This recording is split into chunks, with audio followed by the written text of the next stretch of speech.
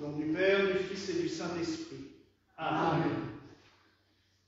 Mes très chers frères et sœurs, s'il est bien une fête typiquement de notre Église, c'est la fête des 5 heures unies de Jésus et de Marie et de Joseph. Et vous voyez, j'ai failli oublier le dernier parce que, en fait, c'est toute une série d'événements et de révélations qui ont fait de célébrer cette fête.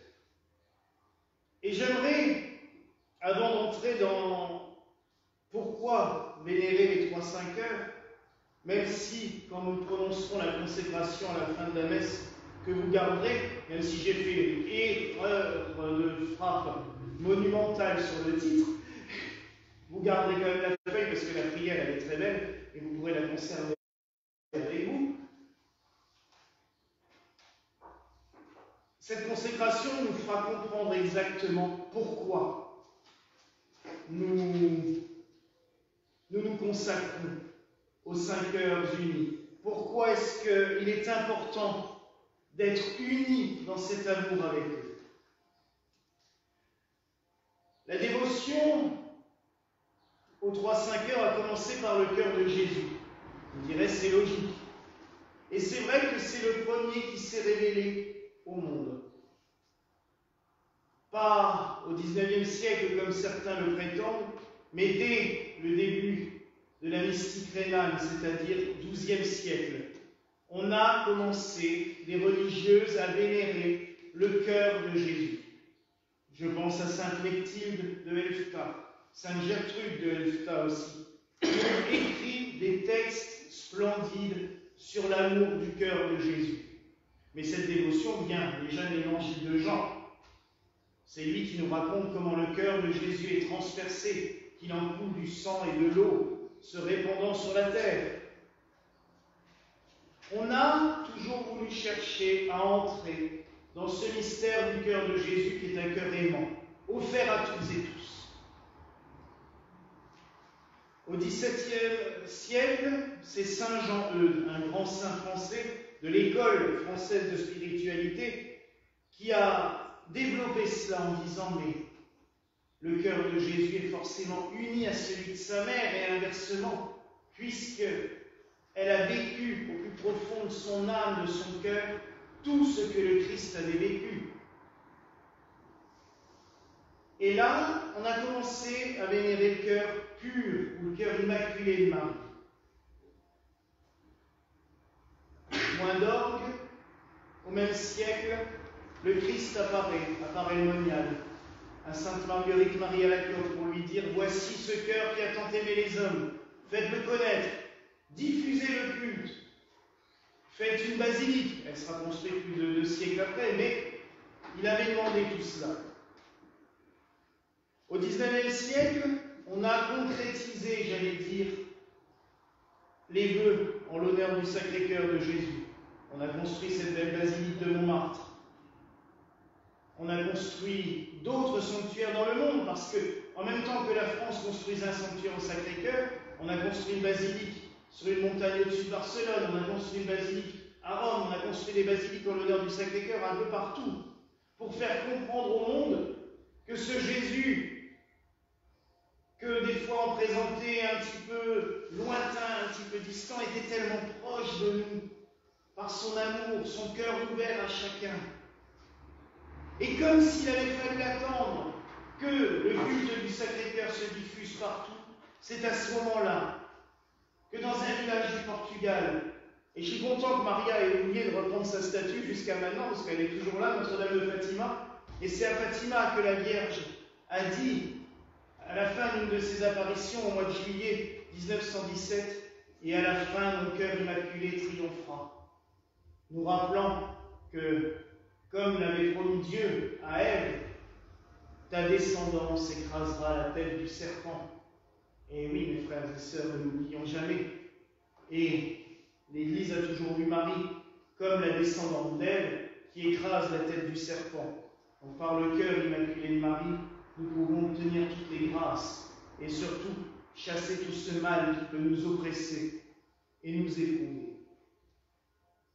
Au Au XIXe siècle, on a vu aussi spontanément naître, en Allemagne et en France, des images représentant le cœur de Jésus, le cœur de Marie, mais aussi le cœur de Saint Joseph. Et cette image, entre autres, c'est celle qui est devant vous.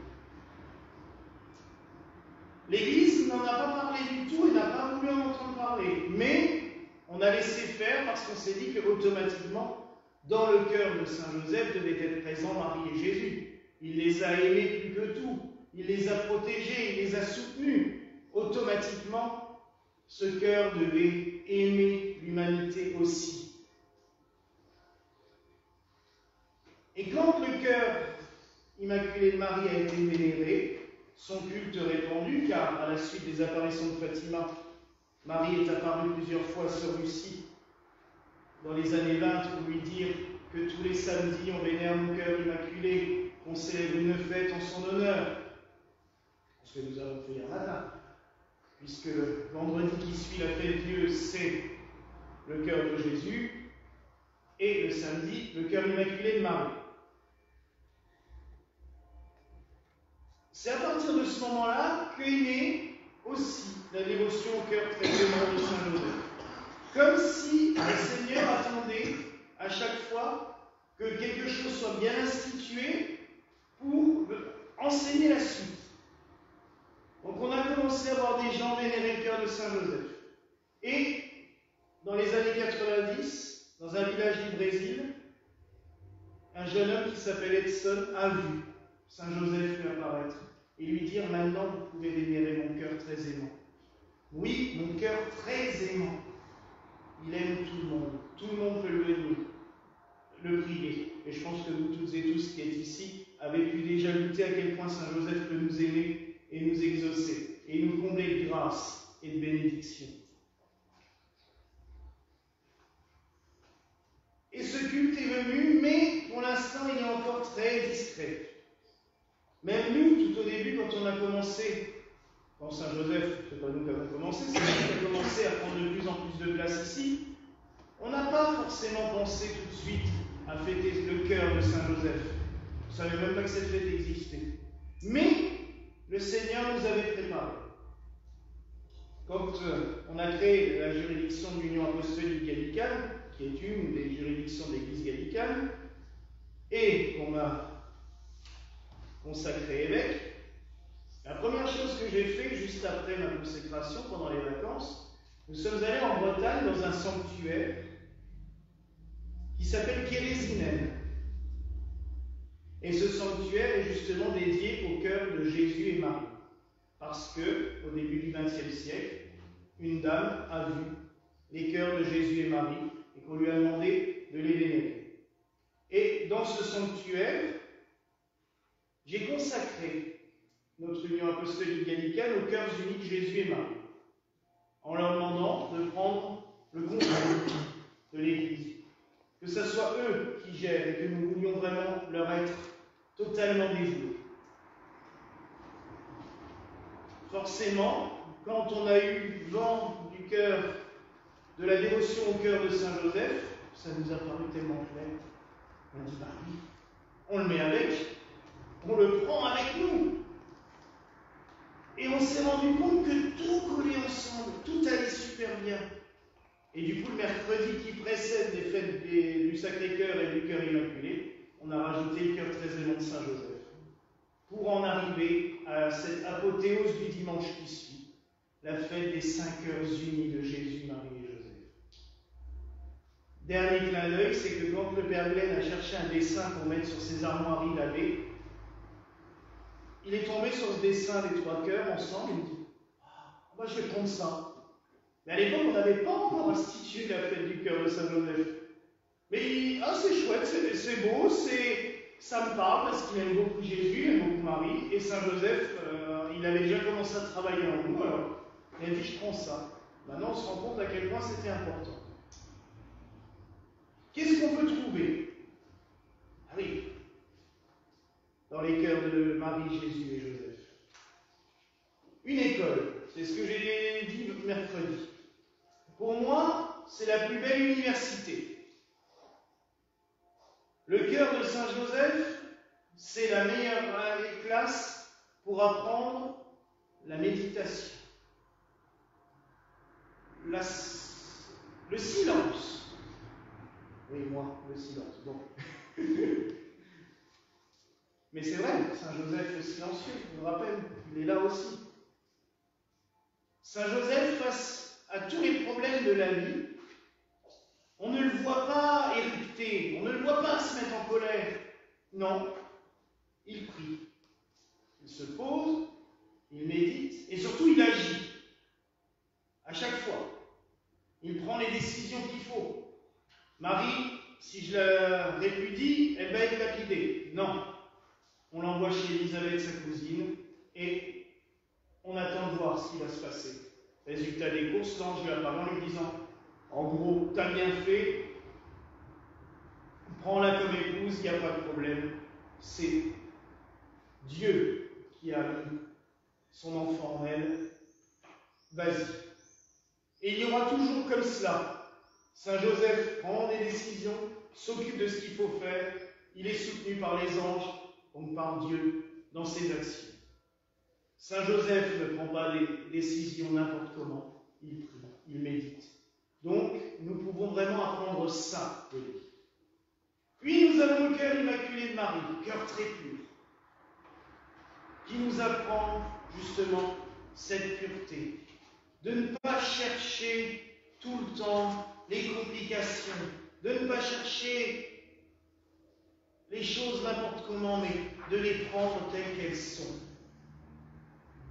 Voilà, il se passe ci ou cela dans ma vie, je l'admets, je l'accepte, je vis avec, je médite, je prie dessus. Hier, je disais, un peu en rigolant, Marie, elle nous apprend la zénitude. Regardez tout ce qu'elle a vécu.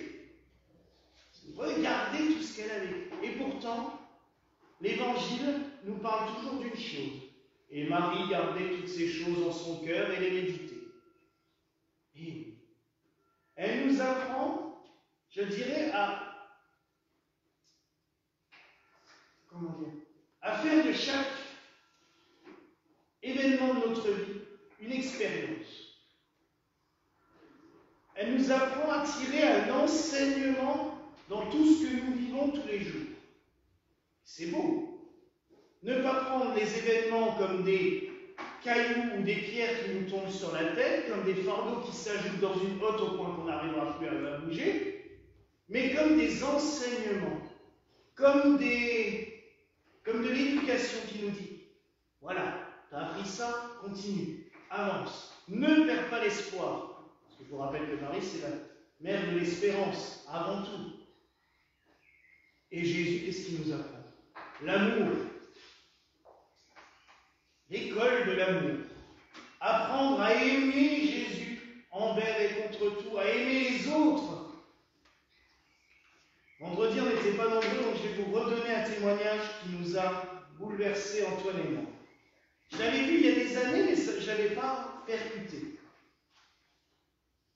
Un prêtre en 1992, un prêtre canadien, qui donne un enseignement le jour de la fête du Sacré-Cœur dans un congrès charismatique. Et pendant 18 minutes, il nous parle de l'amour de Jésus. Et il termine son intervention en disant « Jésus, qu'est-ce que j'aimerais que quand vous passiez devant une croix, vous entendiez sa voix qui vous dit « Mais je vous aime, venez à moi, je vous aime ». Et il parle tout autour de cela. Et il demande à l'Assemblée, mais aimez-le comme il vous aime, si vous pouviez ressentir cela. Et je prie que l'Esprit de Dieu prie en vous en permanence pour que vous ressentiez cela.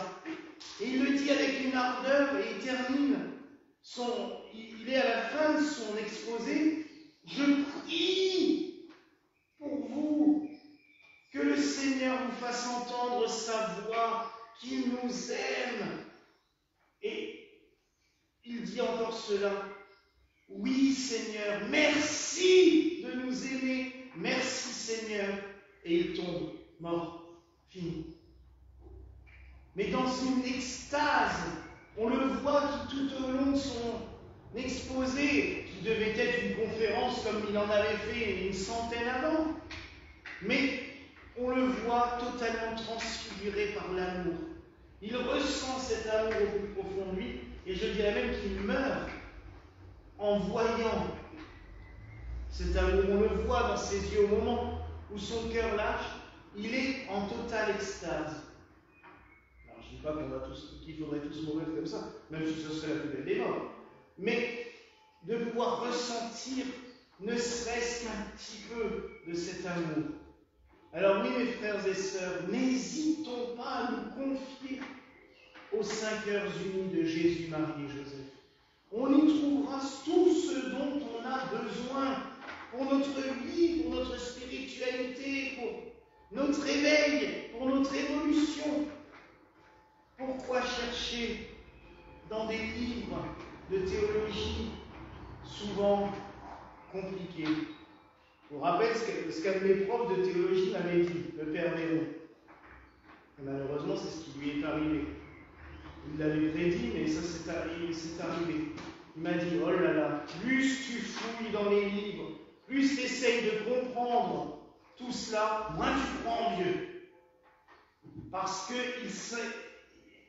qu'il s'enfermait dans des raisonnements, dans des réflexions, il se perdait dans des théories, dans des thèses qui n'avaient ni queue ni tête. Alors que, franchement, il nous faut des bases de théologie, ça ne veut pas dire qu'il ne faut pas étudier tout. Mais on a besoin des bases. Et je pense quand même que c'est par la mystique, par la spiritualité que l'on obtient le plus de grâce et de bénédiction. Alors n'hésitons pas à plonger, mais vraiment plonger dans les cœurs de Jésus, Marie et Joseph.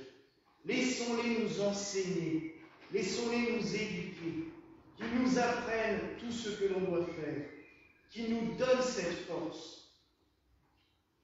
Oui, mes frères et sœurs, nous allons nous consacrer à eux tout à l'heure. Nous le faisons tous les ans, et c'est bon à faire, pour nous rappeler qu'ils sont là en permanence, qu'ils sont notre force et notre aide et notre soutien. Consacrons-nous à eux. Laissons-les surtout travailler en nous. C'est bien beau de nous plonger en eux, de nous unir à eux, mais laissons-les aussi venir en nous pour qu'ils travaillent en nous. Et que leur amour infini nous embrasse totalement et fasse de nous des amoureux. Pas juste l'amour classique, mais d'un amour infini qui s'adresse à toutes et tous, qui englobe toute la création et qui nous unissent en permanence à Dieu, notre Créateur. Voilà, mes frères et sœurs, la grâce que je nous souhaite en ce jour, au nom du Père, du Fils et du Saint-Esprit. Amen.